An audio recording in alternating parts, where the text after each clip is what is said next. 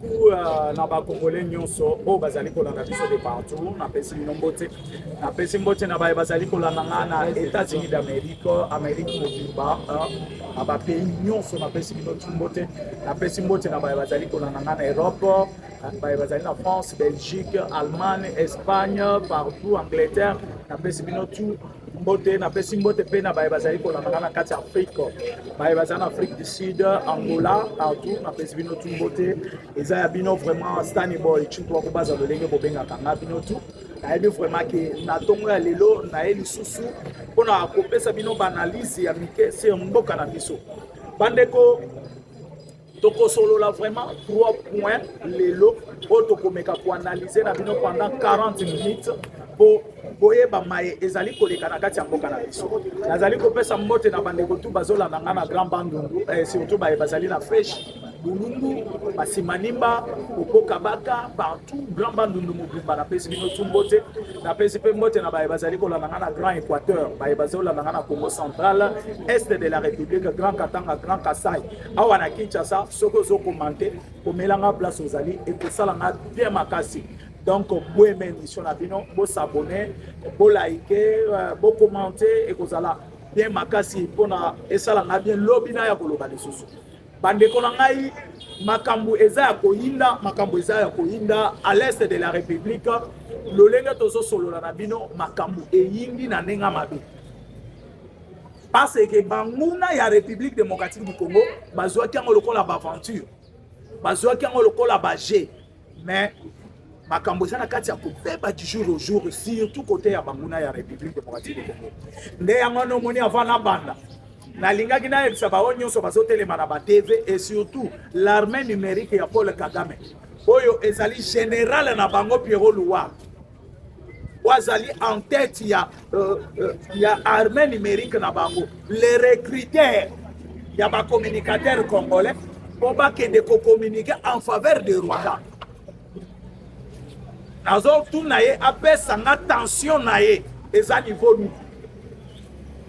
Tension ya Pierrot Louard eza na niveau. Et nalingi na poser un peu question mibale. Aye bisanga za congolais vrai ou faux? Et a voyager na passeport rwandais na Belgique vrai ou faux? Donc na Belgique azalo quoi tout congolais vrai ou faux? Et ce sont des questions qu'il faut se poser. Quand il faut poser des questions pareilles, il faut qu'on y ait, il faut qu'on l'ande là. Ceux qui osent en katia koye bate, ceux qui osent en katia koye bate, bande konangai, ba congolais, nazo yebisa bino bien que la République démocratique du Congo nous avons un problème. Problème tozala ngo d'abord eza ya ko sauver mboka na biso ya kolongola mboka na biso na libulu ya kolongola mboka na biso na oyo to lingaki mboka na biso ezala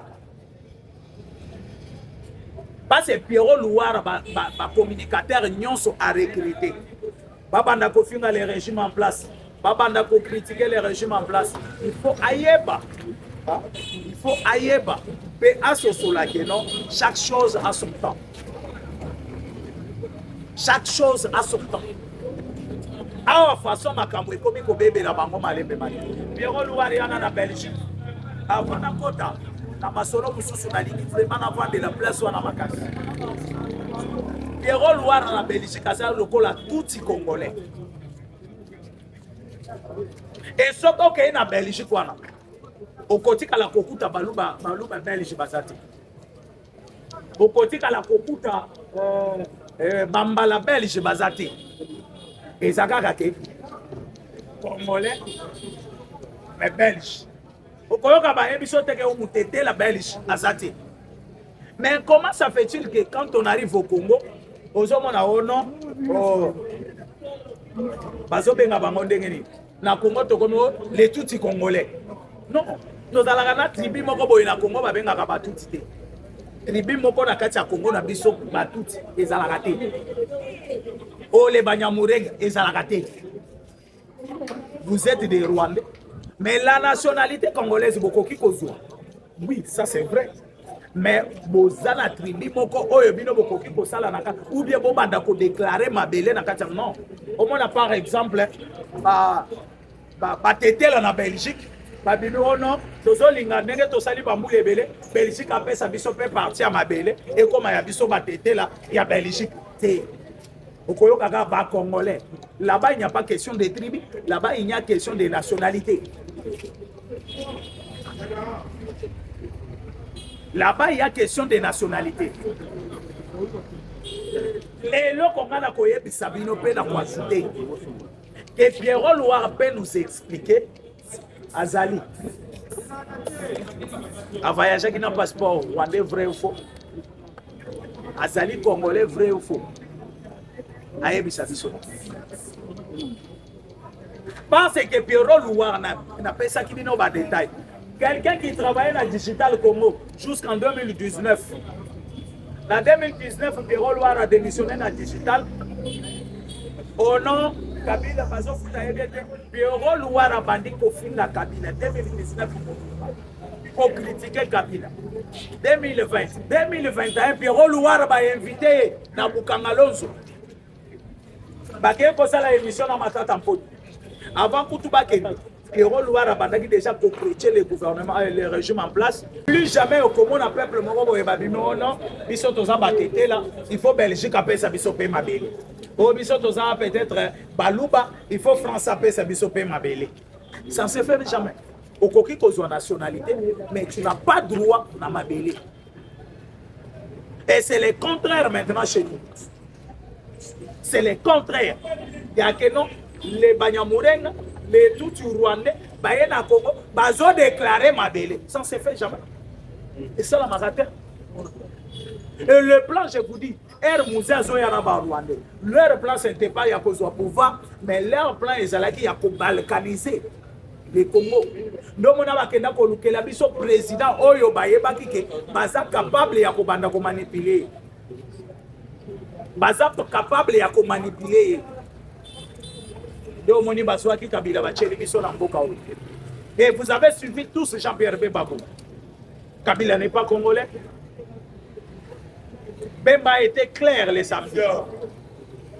Bemba Zalaki très clair. Ya Kolobake, tata ya Kabila, asa congolais. Maman ya Kabila, asa congolais. Congolais. Mais le Komoko na boye bisabino, vous avez suivi les fils de Kabila, Ibrahim Kabila. Alors il faut pas porter plainte na maman Sifa na kondima cause la maman ya Kabila. Pour se présenter le col la maman ya Kabila. Balobi faut maman Sifa a payé pour na eloko wana. Parce que maman Sifa lingaki akima na katanga non boyebi magambo ekomi ko yinda. Sifa lingaki akima amba katanga. Mais pour votre information, Grand Katanga déplace au wapi Kabila linga banda siko aventure na ye. Azo banda aventure na ye pona ni. Azo banda aventure parce que la République démocratique du Congo, qui est mon pays, qui est votre nation, qui est notre nation, tous là qui trahit et pas bandé ko ebele. Je me suis toujours posé des questions. Lumumba président de la République, Kasavubu plutôt. Kasavubu président de la République. Ceux qui bozo yebati, ou bien ceux qui bozo la katia ko yebati. Là mais quand même pour expliquer le quoi na mwanda. Kasavubu président, tu vas na Kinshasa ozomona o. Inozomono.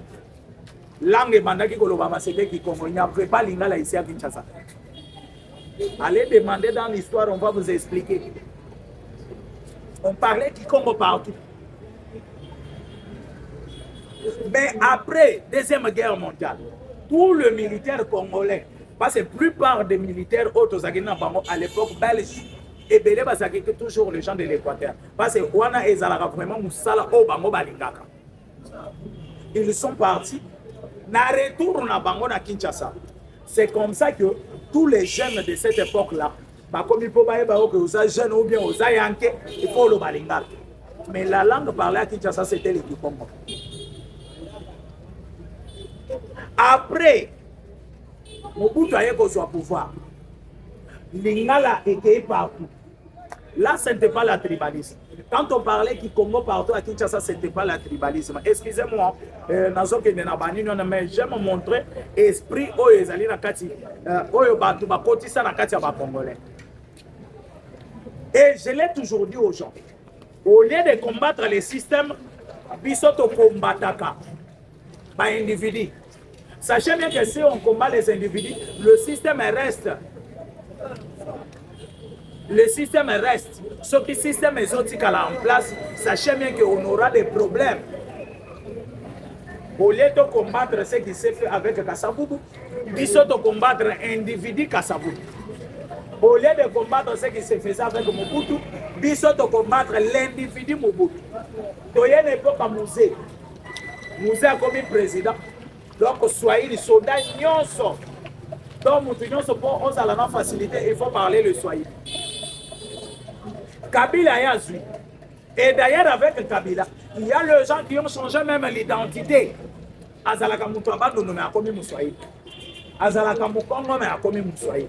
Azalaka Moulouba, a commis Moussoaï. Azalaka Mungala, a commis Moussoaï. Tout cela pourquoi? On a connu Kalolenge Nini. Il y a poste, il faut parler le Swahili. Pose Moussala, il faut parler le Swahili.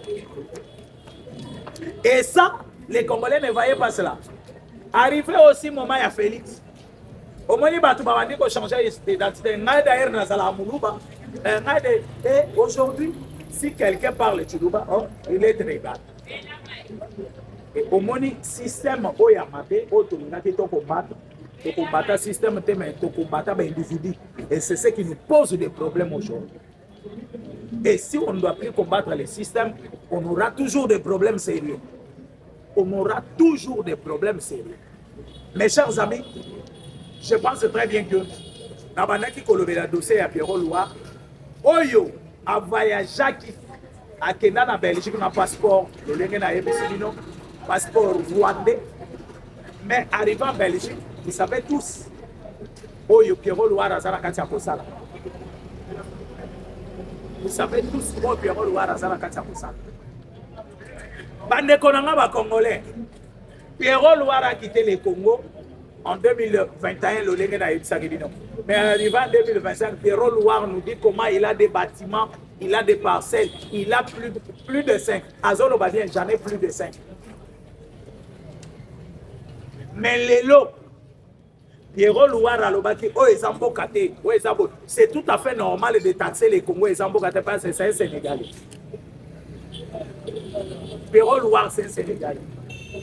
Vous avez suivi son oncle qui témoigne que sa grande sœur Jeanne, la maman de Pierrot Loire, c'est Madame Jeanne. Maman Jeanne. Et la maman, Abota Pierrot Loire, n'a papa moko sénégalais. Et je comprends maintenant que Batolo Bazali n'a qu'à problème boka na biso. Et Belé Bazali Bazali étranger. Parce que l'élo oncle ya Pierrot Loire a outi kobima pour confirmer que non, maman Jeanne elle est kassaïenne, mais le père de Pierrot Loire c'est un Sénégalais. Abotama na bamwe kakuna do, je comprends maintenant que les Sénégalais belé bazala qui côté kuna, bazala qui côté kuna. Mes chers amis, Pierrot Loire a quitté le Congo, a tiki moi sina bana, et ti a kenda Belgique. Basolo la kana maman na été awana Congo babandaki ko solo la te bazala binemi. Donc ce qui moi na azara niveau ya kokanga binemi na babara, il est mal éduqué. Azapena bilakeli mabe.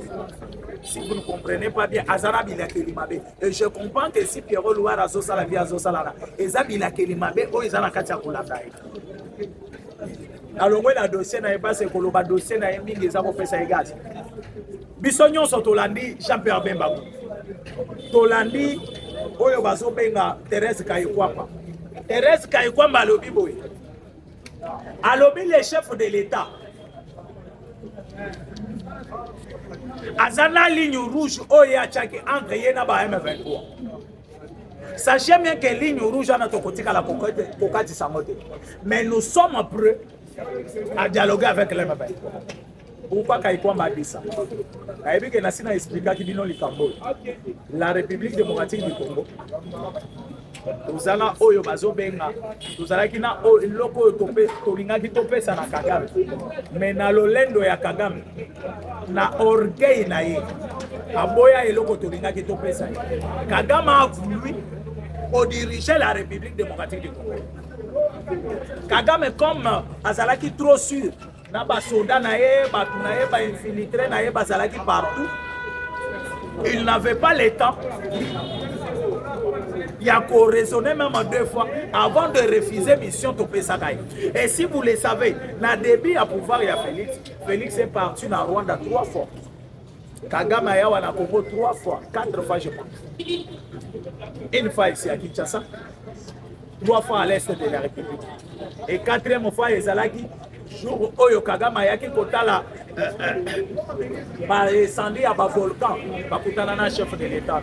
Le chef de l'État a proposé à MCNDECO, soit usine ya raffinage, et ça n'a qu'à Rwanda, il y a qu'à Tchango na Congo, Soto Tchango na Congo, Congo a kobanda ko sala minéré, ko pesa yo keye oteki minéré, au simbo on a oyeli biso pe ya biso. Kagame n'a pas voulu cela. Kagame a lingi kaka yende a dirigé Congo. Azala supérieur. A mon avis, le a dirigé Congo avec Kabila. S'il va se rabaisser dans le niveau, tu sais que tu as côté minéré et qu'on a la ridicule qu'on a. C'est ce que Kagame avait raisonné. Mais les gens n'ont pas posé la question, il pas Kagame. Tension, il y a Kagame, ça va. Tension, ça va. Tension, il y a Batounaï, les autres ont bien. Mais, aux autres, parce que village, il n'y a pas parce que loko moye pas mais je me suis toujours posé des questions. Est-ce que les Rwandais ont eu le temps il y a kotala contrat oyo ya minéré oyo RDC va signer na États-Unis? Parce que s'il y a des contrats entre les États-Unis et Hollande qui est Eliezer a émis clair sur ces contrats-là. Et là, on a la copie pour Bakissa. Les Rwandais achana mutuna yeke non. Avant de kina lupango ya salaki lokola locataire. Mais kolo lupango azu lupango ateki. Lui est atikali donc préavis na yetikali na mikolo muke. Il n'a qu'à sortir en République démocratique du Congo. Tous les côtés où bango bazo penser oh non, posa na biso ezaki sangani. Et posa na biso to sito zuko. Bozozo lupango côté to sito teki. Kabila vous a bien expliqué que non, tu sais qu'il a vendu le pays. C'est tout à fait normal, nous avons vendu le pays. Les vendre d'ailleurs, c'est bien pour récupérer encore quelque chose. Que l'hypothéquer et prendre la République hypothéquée par Rwanda. Et prendre la République et donner un Rwanda pour que le Rwanda a tenu la République en otage. Parce que les vendre, nous allons récupérer l'argent. Oh non, tu sais que tu as Congo. Oui, on accepte que tu as Congo. Que tu as que tu as nous avons vendu les Congo, oui. Et vous avez vendu quel côté? Nous avons vendu les côtés où le Rwanda a confié l'Est de la République. Je pense que les Congolais vont comprendre. Nous avons vendu les Congo à l'Est de la République. Oh, tu es Nyangese. Et néanmoins, à titre d'exemple, je vais vous donner un exemple. Vous avez vu les experts américains qui ont Goma, qui ont Bukavu. Ils ont visité Lupango na bango totegeli bango. Ils ont visité parti au Topesi bango et comme ya bango. Topesi bango te mais totegeli bango parce que Kabila avait bien dit que tu sais que il y a tekil beaucoup. À côté au toteki yangwana.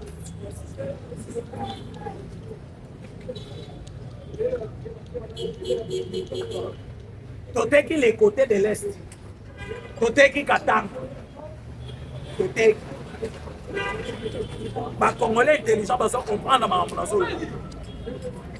Et si Tozana Kati, il y a Koteka Congo, et tu as les autres Tozoteka Batia Kasi, Tozoteka Kasai, Toteki Bandundu, Toteki Congo central. Bolandi Donald Trump a lobby bien. Il vient de signer depuis le vendredi. Il vient de signer un document. Il y a exploitation, il y a minéré dans Bango. il faut pas exploiter les minéraux. Exploiter les minéraux comment? Il faut pas exploiter les minéraux dans 10 jours. Et si nous allons compter les samedis, les dimanches, aujourd'hui nous sommes lundi, il reste encore 7 jours. Pour les États-Unis d'Amérique, avant d'exploiter les minéraux. Je me pose des questions. Dans l'Amérique, les minéraux sont dans la province. Et comment Donald Trump peut signer les documents d'exploitation des minéraux? Et là maintenant, vous allez comprendre que le parti que vous avez déclaré vendu déjà parti, c'est de ce côté-là que les États-Unis d'Amérique vont exploiter les minéraux. Parce qu'il y a des minéraux forts que l'Amérique, parce qu'aujourd'hui, ce que vous avez là, Rwanda zolela, vous avez Kabila zana kacha kolela, Kabila na ebisa kibino milelo na e, eza ya babongo. Oyo babotoli na Amérique. Et vous allez me poser des questions que l'Amérique a sanctionné Kabila de Mabotoli. Abotoli bon à travers James Kabare. James Kabare, c'est celui qui gérait tous les avoirs de Kabila de 18 ans. Aux États-Unis d'Amérique, celui qui gérait ça, c'est James Kabare. Mais comme Bavara n'est pas là qui n'a pas Kabare, donc James Kabare est babé sanction. Kabila bimi balamoko bandi koloba. Quelqu'un qui ne parlait pas a commis koloba. Et c'est ça cause ya koloba nae.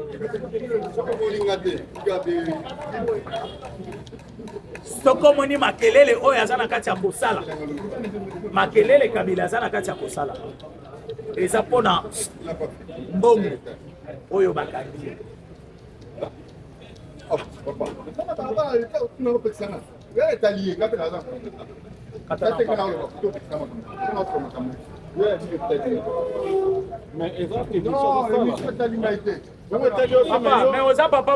papa mukolo olenge na uti koloba. Soki Kabila zana kati ya koloba azoloba pamba te. Parce que oyo nyonso ezalaki ya Kabila. Ezalaki oyo eza na États-Unis d'Amérique. Amérique a récupéré. Et puis Kabila lemaki te. Kabila sait que Congo et l'autre Kosala Congo et la Congo c'est les minéraux. Kabila basangi simbo on a katou.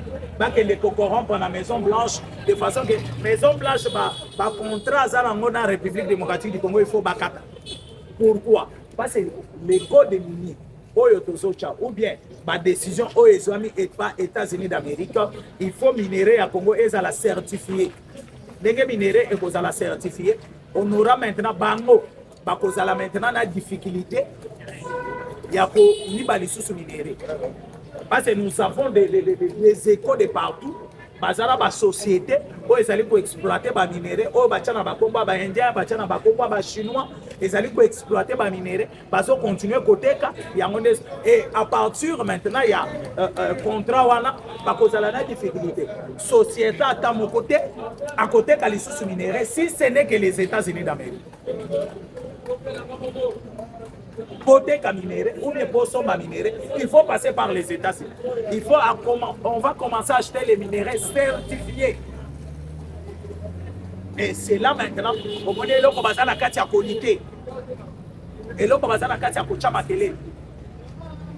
Mais puis non, M23, vous êtes à l'est de la République. Vous êtes à l'est de la République. Vous avez tout déclaré. Non, tu sais que tu ne veux pas dialoguer. Et tu sais que tu ne veux pas ceci. Et tu sais que tu as admis les lots. Beaucoup d'Anambola, Bosolola, Bokimi. Les États-Unis d'Amérique, ce n'est pas fini. Les États-Unis ont suivi Batounae. Atindi na goma na buka. Bosolola na bango. Bayebi sabino posa na bango esani. Parce que les États-Unis veulent commencer maintenant à exploiter ces minéraux. Alinga va exploiter les minéraux dans 10 jours. Batouya M23, les responsables de M23. Bakimi, Baboy ko se présenter et pas expert américain. Oyo bakende ki ba solo la na bango baye baki. Bossa ya bandeko wana ezani. Souci na bango ezani. Souci na bango ezani. Les États-Unis d'Amérique et jusque là, bazui réponse té. Bamoni pe batu ya ko solo la na bango té. O ngana za kanyuka, bam. O ngana za bisimo, bam. Ngana za makenga. O ngana za nanga oyoki nanga ye wana kuna na Uganda place bakendaki kosala déclaration na mwana Museveni. Mwana Museveni alobi bakozwa Kisangani kala mingi te faut bazwa Kisangani.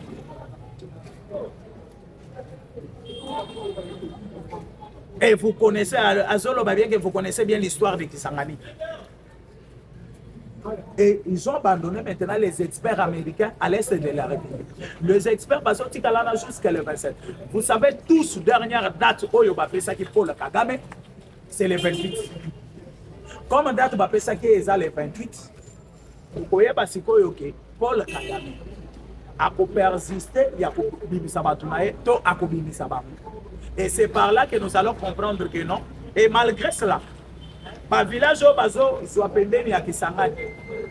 Bozo mona comment faire des sénations comme se comporter là-bas.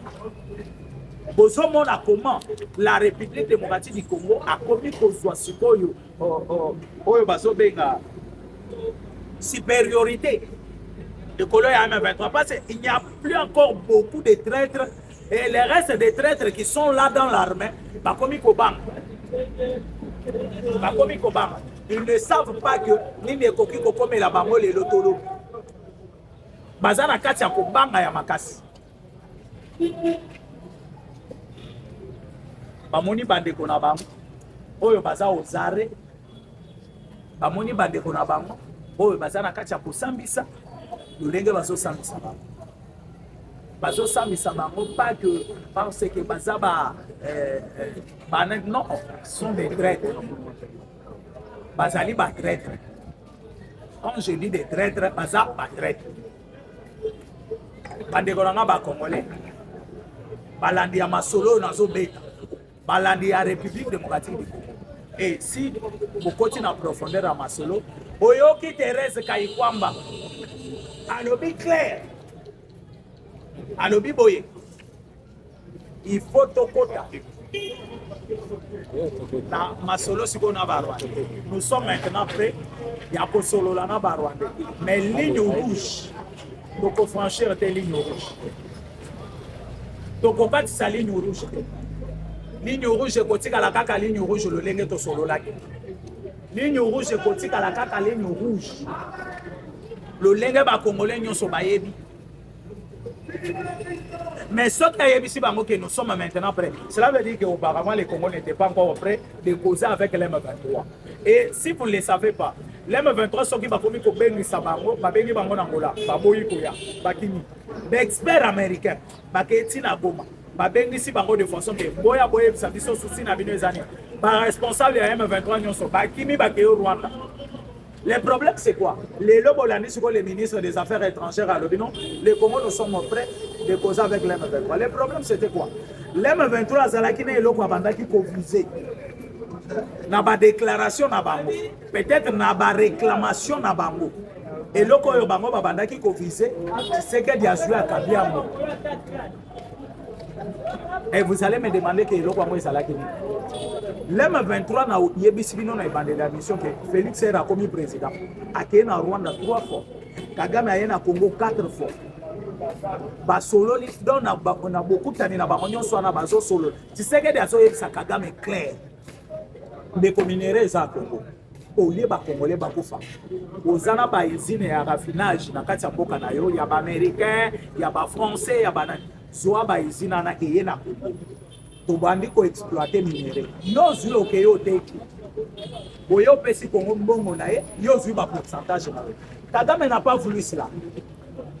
Mais Kagame a zoya komona lelo un grand pays comme les États-Unis d'Amérique, andimi ko sala oyo ya boya kawana. Yoki Kabila bimi bala moko no, tu sais que d'avoir vendu le pays chez les Américains. Oui, on accepte de vendre le pays chez les Américains que prendre les pays les donner au Rwanda. Parce que les Américains placent un terrain à Bango et Sali, Bakolinga va sécuriser un terrain à Bango. Et le peuple qui sont là, Bakovanda na Kimia. Et une chose, à Yébissi Bakongolais que non, tu sais que d'accepter de prendre 40% avec les Américains, les Américains basent à 60%.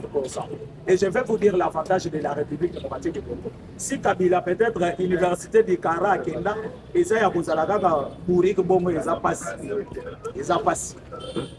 60% chez les Américains, 40% et pas Congolais. Tout à fait normal. Mais les États-Unis vont prendre ces usines et à raffinage à Ekochana au Congo. Na kati ya baizina na ekozala na Katanga, ekozala l'Est, ekozala bisika tout minéraux ezali oyo Amérique aza na kokosa. Na kati ya baizina na bakongaje ba Congolais. Chez les anglo-saxons, ce qui est le numéro 1 de la société a 10 000 $. Sachez bien que huissier, nous avons la porte, la porte, à cause de 10% de la première salaire à l'école. Donc cela veut dire que nous avons la porte à cause de 1 000 $. Si on a vendu la porte, nous avons continué à faire. Nous avons continué à faire. La fin du mois, nous avons 1 000 $. Tout solo là. Et ça m'a chez les anglo-saxons, ça fonctionne. Ce qui est le numéro 1 de la société, à 100 000 $. Moutuya Souka, et ça huissier, quoi à la rapporte, à 10 000 $. Selon la société, parce que la société est différente. Et maintenant, nous sommes au PC. Soit si vous avez un bon mois d'agneau sur le PC. Vous avez que 60%, vous avez 55% déjà. Et en même temps, ces sociétés-là, vous avez des taxes à l'État. Dans le Congo. Vous avez que tu as en Amérique. Et ça, Kabila a expliqué Binoté. Il y a tu sais que tu as un peu américain, tu sais que tu as un peu américain, tu sais que tu as un peu américain, Kabila a une société belée à minéraux.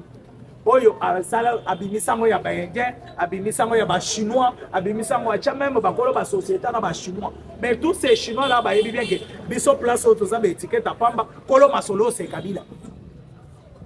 Si vous avez que les États-Unis vont récupérer les minéraux et vous allez certifier. Pour mon dossier de minéraux à Congo dans le monde, il faut minéraux et ça certifié par les États-Unis d'Amérique. Parce que ceux qui ont les États-Unis ont dit que vous avez minéraux à Congo. Les États-Unis doivent poursuivre. Parce qu'il y a un contrat dans le Congo. Donc, il y a besoin de minéraux, il faut une licence. Et pas les États-Unis. Oh, on a peut-être une société iPhone. Dans son bicolta à Congo. Nakobatama et pas Kagame, Nakobatama et pas Kabila. États-Unis à la télé aujourd'hui, Colta ou Eza Congo Yozongwa. Bonté Colta. D'ailleurs, on a d'abord un problème dans les États-Unis. Ce qu'on a dit que minéraux sur le bande Kobima, na Congo sur la bava normal. Il y a même des généraux. On va comment on va faire dans la minéraux. Aux autres, un général, un millionnaire. Et je me pose des questions. Salaire naïs à la compte. Général, quoi comme un millionnaire. Azana salaire à compte. Parce que la limite que na Kinshasa ou bien dans le monde, attends aux États-Unis d'Amérique, un général va foutre à 10 000 $. Na boyang. Na boyang le lotis jour nzamba boya. Na boyang. Mais ceux qui ont moni certifié minéraux, donc tous ces généraux-là, comme Edaï, comme si on est Edaï, Domoni Mitumbana est de la République, Bazaka na kati ya contraire. De façon que tu sais que dans le pouvoir, bango batika la na ba mafia na bango. Tu sais que dans la kati ya kokase ba mafia na bango. C'est ça leur problème. C'est ça leur problème. Le problème est que les généraux ne sont pas en train Congolais, je pense très bien que Boza Ebele au Bozola émission Nabino. Boza Ebele au Bozola Namasolo et Mboka Nabino. Les leçons qui Jean-Pierre Bemba Zana Katia Robin Saba. Alobi ba vérité vous pesez Ebele. Alobi ba vérité Ebele. Ceux qui battent à perdre des bafongoli monogona. Koya obimisa le souci à koleka oyo. Abina koya obimisa le souci à koleka oyo. Ça sont des questions qu'il faut se poser. Chers compagnons d'élite, chers Congolais, je sais très bien que vous avez été belé à Bolandanga. C'est tout Bolandinga. Ma campagne à Kolobézé, belé ma télévision et Zalingo. Ceux qui ont écouté, nous a obligés à faire. Mon numéro c'est plus de 140. 82 75 56 085 plus 243 82 55 56 085. Ciao, bye.